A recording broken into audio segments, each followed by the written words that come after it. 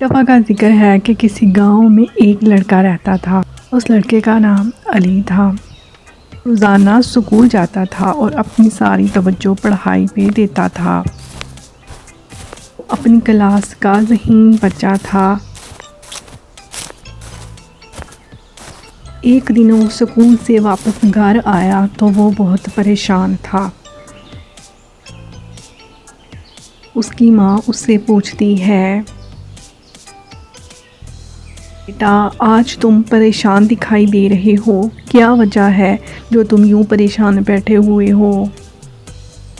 امی، استاد کہہ رہے ہیں کہ اس مہینے کی فیس جمع کرواؤ۔ فیس کے لیے صبح پیسے چاہیے تاکہ میں صبح اسکول میں فیس جمع کروا سکوں۔ بیٹا ٹھیک ہے، میں تمہارے ابا سے بات کرتی ہوں، وہ صبح تم کو فیس کے لیے پیسے دے دیں گے۔ امی، مجھے فیس کے لیے صبح پیسے ضرور چاہیے کیونکہ سب بچوں نے فیس جمع کروا دی ہے، صرف میری فیس رہتی ہے۔ بیٹا میں تمہارے ابا سے بات کرتی ہوں، وہ صبح تم کو فیس دے دیں گے۔ کہ امی علی کے ابا کے پاس جاتی ہیں اور اسے کہتی ہیں کہ صبح علی کی فیس دینی ہے۔ وہ کہہ رہا ہے کہ مجھے صبح ہر حال میں فیس چاہیے، اسکول کے تمام بچوں نے فیس دے دی ہے۔ آج کل بارشوں کی وجہ سے موسم خراب ہوا ہے تو کام بھی ٹھیک سے نہیں ہو رہا اور آج دہاڑی بھی نہیں لگی، تو میں پیسے کہاں سے دوں؟ علی کی ماں پریشان ہو جاتی ہے۔ علی اپنے اماں اور ابا کی تمام باتیں سن رہا ہوتا ہے اور وہ پریشان ہو جاتا ہے۔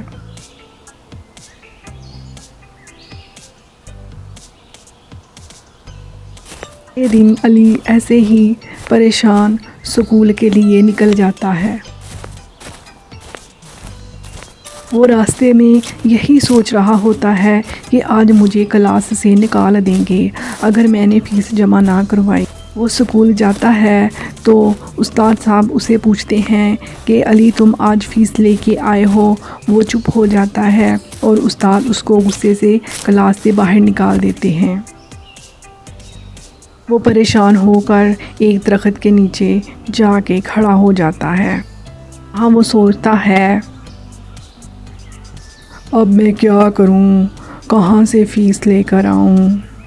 بھی وہ یہ سوچ رہا ہوتا ہے کہ اس کو آواز آتی ہے کہ جیسے کوئی مشکل میں ہے اور مدد کے لیے آواز دے رہا ہے۔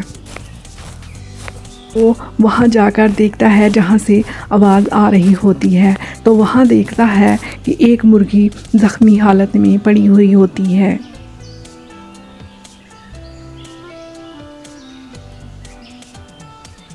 علی وہ مرغی اٹھاتا ہے اور اس کو گھر لے کر آتا ہے۔ مرغی کی مرہم پٹی کرتا ہے اور مرغی کی دیکھ بھال کرتا ہے۔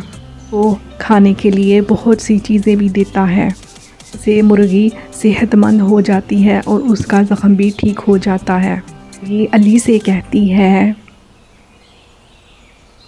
تمہارا بہت بہت شکریہ، تم نے میری جان بچائی ہے۔ مرغی دیکھتی ہے کہ علی پریشان بیٹھا ہوا ہے۔ مرغی اس سے پوچھتی ہے، علی بیٹا تم پریشان کیوں بیٹھے ہوئے ہو؟ اس کو سارا کچھ بتاتا ہے کہ میرے پاس دینے کے لیے اسکول میں فیس نہیں ہے اور مجھے اساتذہ نے اسکول سے باہر نکال دیا ہے۔ تم پریشان نہ ہو، میں سونے کی مرغی ہوں اور میرے سونے بھی انڈے کے ہیں۔ میرے انڈے دکان میں لے جاؤ اور وہاں جا کر ان کو بیچ دو اور ان پیسوں سے فیس ادا کر دو۔ علی بہت خوش ہوتا ہے۔ مرغی سونے کے انڈے دیتی ہے۔ ان انڈوں کو دیکھ کر بہت خوش ہوتا ہے۔ ان انڈوں کو لے کر دکاندار کے پاس جاتا ہے۔ ان سے جو پیسے ملتے ہیں وہ اسکول میں جا کر اپنی فیس ادا کرتا ہے۔